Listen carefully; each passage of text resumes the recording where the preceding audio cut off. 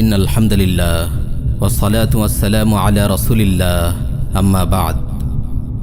গত পর্বে আমরা কিয়ামতের ছোট আলামতগুলো নিয়ে আলোচনা করেছিলাম। আজ আমরা আলোচনা করব কিয়ামতের বড় আলামতগুলো নিয়ে। কিয়ামতের ছোট আলামতগুলো দেখে বোঝা যায় কিয়ামত ঘনিয়ে আসছে, আর বড় আলামতগুলো দেখে নিশ্চিত হওয়া যায় কিয়ামত সংগঠিত হওয়ার মূল প্রক্রিয়া শুরু হয়ে গেছে।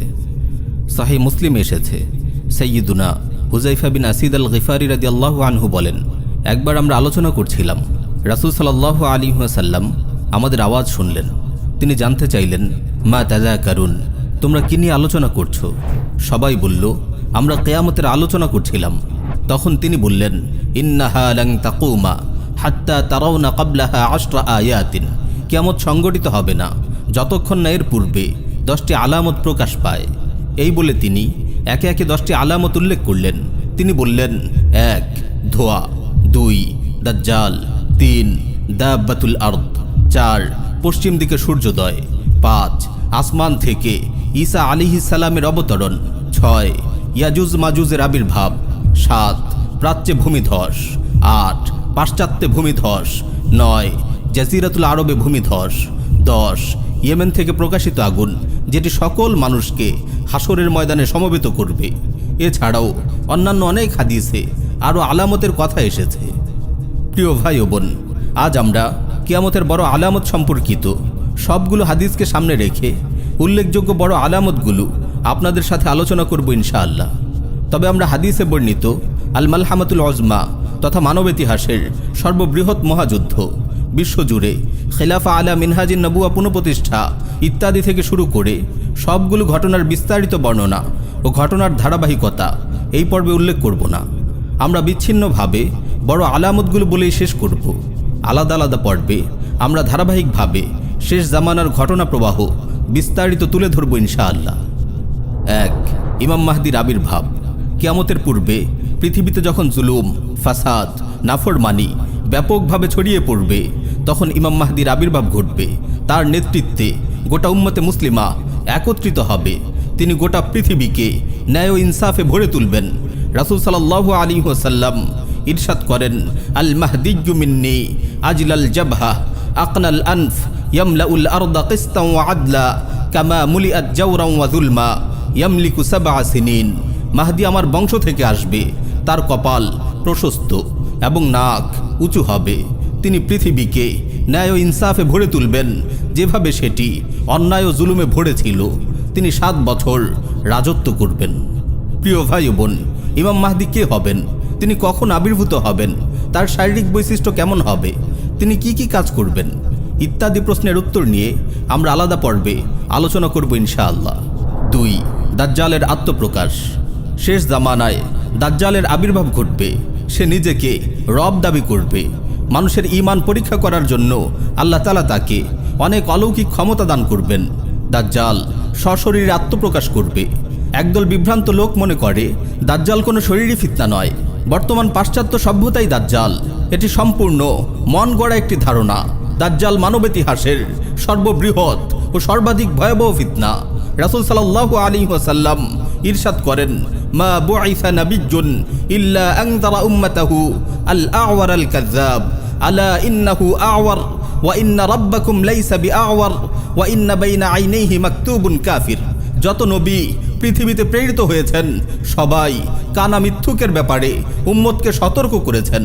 মনে রেখো, সে কানা, আর তোমাদের রব কানা নন।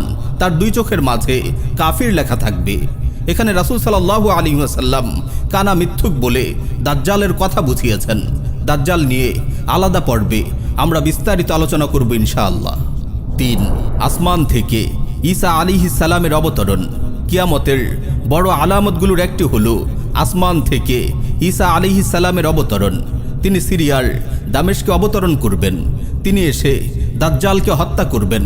রাসূল সাল্লাল্লাহু আলাইহি ওয়াসাল্লাম ইরশাদ করেন, ওয়াল্লাযী নাফসি বিয়াদিহি লা ইউশিকান্না আন ইয়ানজিলা ফীকুম ইবনু মারইয়াম হাকামান মুকসিতা ফায়াকসিরাস সালিব ওয়া ইয়াকতুলাল খিনজির ওয়া ইয়াদাআল জিজিয়া ওয়া ইয়াফিযাল মাল হাত্তা লা ইয়াকবালাহু আহাদ। সেই সত্তার কসম যার হাতে আমার প্রাণ, সেই সময় সমাগত যখন ঈসা বিন মারইয়াম তোমাদের মাঝে একজন ন্যায়পরায়ণ শাসক রূপে আবির্ভূত হবেন। তিনি ক্রুশ ভেঙে ফেলবেন, শূকর হত্যা করবেন এবং জিজিয়া রহিত করবেন।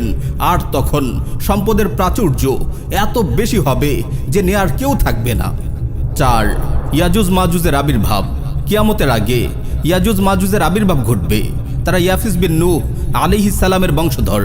তারা পৃথিবীতে সেই বিপর্যয় সৃষ্টি করবে, মানব জাতিকে নির্বিচারে হত্যা করবে, ক্ষেত খামার ধ্বংস করবে। তারা এখন বাদশা জুলকারনাইনের নির্মিত দেয়ালের উপরে আটকা পড়ে আছে। কোরআনে এসেছে, ক্বালু ইয়া যাল কারনাইনি ইন্না ইয়াজুজ ওয়া মাজুজ মুফসিদুনা ফিল আরদ ফাহাল নাজআলু লাকা খারজান আলা আন তাজআলা বাইনানা ওয়া বাইনাহুম সাদ্দা। তারা বলল, হে জুলকারনাইন, ইয়াজুজ মাজুজ দেশে অরাজকতা সৃষ্টি করেছে। আপনি বললে আমরা আপনার জন্য কিছু কর ধার্য করব, এই শর্তে যে আপনি আমাদের ও তাদের মাঝে একটি প্রাচীর নির্মাণ করে দেবেন।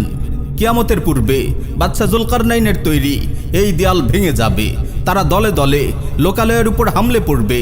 কোরআনে এসেছে, ইদা ফুতিহাত ইয়াজুজ ওয়া মাজুজ ওয়া হুম মিন কুল্লি হাদাবিন ইয়ানসিলুন। যখন ইয়াজুজ মাজুজকে ছেড়ে দেওয়া হবে আর তারা প্রতিটি উচ্চভূমি থেকে দ্রুত নেমে আসবে। 5. কাবা ধ্বংস করা। কিয়ামতের অন্যতম বড় আলামত হচ্ছে পবিত্র কাবা ঘর ধ্বংস হওয়া।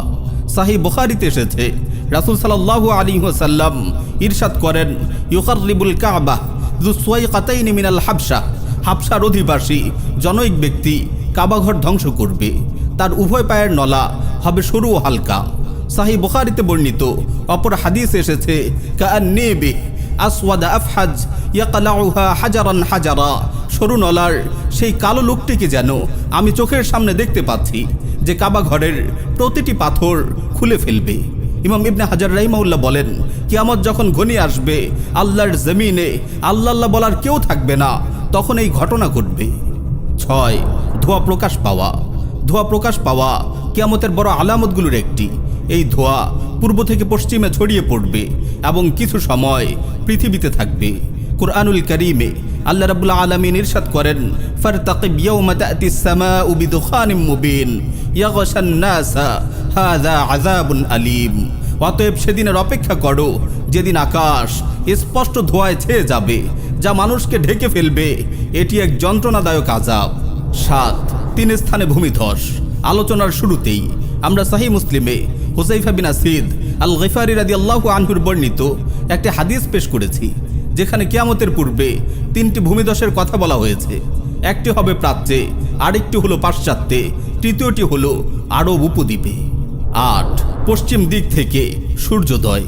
কিয়ামতের পূর্বে পশ্চিম দিক থেকে সূর্যোদয় হবে। এরপর আর কারো তাওবা কবুল করা হবে না। রাসূল সাল্লাল্লাহু আলাইহি ওয়াসাল্লাম ইরশাদ করেন, লা তাকুমুস সাআহ হাত্তা তাতলুআ আশ-শামসু মিন মাগরিবিহা ফাইযা রাআহা আন-নাসু আমানা মান আলাইহা ফাযাকা হিন লা ইয়ানফাউ নাফসান ঈমানুহা লাম তাকুন আমানাত মিন ক্বাবল। ততক্ষণ পর্যন্ত কিয়ামত সংঘটিত হবে না যতক্ষণ না পশ্চিম দিক থেকে সূর্যোদয় ঘটে। এই দৃশ্য দেখে পৃথিবীর সব মানুষ ঈমান নিয়ে আসবে, কিন্তু সেটি এমন সময় হবে যখন ইতিপূর্বে ঈমান আনেনি এমন ব্যক্তির ঈমান কোনো কাজে আসবে না। 9. কোরআন উঠে যাওয়া। কিয়ামতের পূর্বে কোরআন উঠিয়ে নেওয়া হবে। সহিহ হাদিস এসেছে, রাসূল সাল্লাল্লাহু আলাইহি ওয়াসাল্লাম ইরশাদ করেন, লা ইউসরায়ান্না আলাল কুরআনি যাতা লাইলা লা ইউতরাকু আয়াতুন ফি মুসহাফ ওয়ালা ফি কলবি আহাদিন ইল্লা রুফিআত। এমন এক রাত আসবে যখন কোরআনের সবগুলো আয়াত তুলে নেওয়া হবে, কোনো মুসহাফে কিংবা কারো অন্তরে একটি আয়াতও থাকবে না। 10. দাব্বাতুল আরদের আবির্ভাব। কিয়ামতের পূর্বে মাটি থেকে একটি প্রাণীর আবির্ভাব ঘটবে। এটি মুমিনের 2 চোখের মাঝে মুমিন লিখে দেবে এবং কাফিরদের 2 চোখের মাঝখানে কাফির লিখে দেবে, আর লোকদের আসন্ন আযাব ও বরবাদি সম্পর্কে সতর্ক করবে। আল্লাহ রাব্বুল আলামিন ইরশাদ করেন, ওয়া ইযা ওয়াকাআল কাওলু আলাইহিম আখরাজনা লাহুম দাব্বাতাম মিনাল আরদ তুকাল্লিমুহুম আন্নান নাসা কানু বিআয়াতিনা লা ইউকিনুন।